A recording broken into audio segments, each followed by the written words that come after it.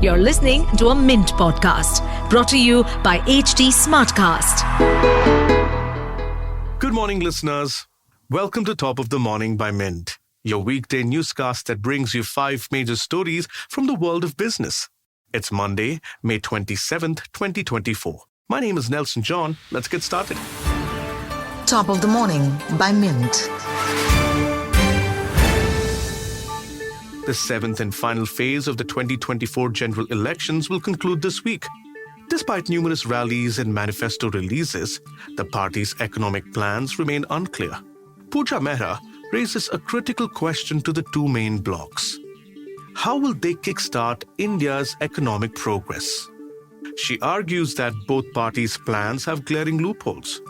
The Prime Minister must justify the modest economic progress over the past decade of his party, the Bharatiya Janata Party, while the India coalition must specify the source of their planned economic development.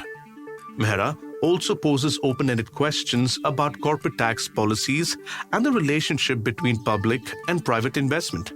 Be sure to read this piece for thought-provoking queries about the country's future, regardless of who comes to power. While election results are yet to be announced, the central government is already planning for the next term. The centre aims to significantly scale up its interest-free loans to states to boost capital expenditure. Rikhundu reports that this initiative will be part of the full budget set to be released in July. The government has currently earmarked 75,000 crore rupees for this scheme. To qualify, states must implement several reforms-oriented structural changes in sectors such as housing and vehicle scrappage. Facebook has faced widespread criticism over its content moderation policies, leading it to contract IT giant Cognizant to filter out harmful content. Cognizant directed its staff to manually review reported content to determine its suitability for posting. However, these employees who have since left the firm are now suing Cognizant. They alleged that the reviews were extreme in nature and high in volume. The 14 plaintiffs claim the work was misrepresented to them and that they now suffer from post-traumatic stress disorder as a result. Varun Sood provides the details of the latest issue facing Cognizant.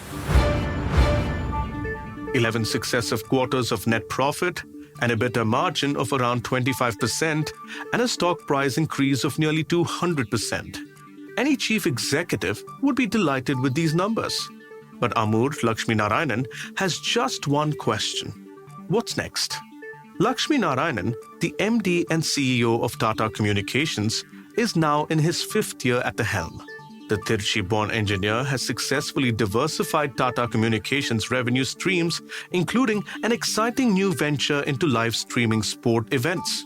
Right before the pandemic, Tata Communications also began modernizing its operations with artificial intelligence, a move that has paid off dividends. Arun Janardhan profiles Lakshmi Narayanan in this Business of Life piece for Mint Lounge. There are necessities, and then there are luxuries.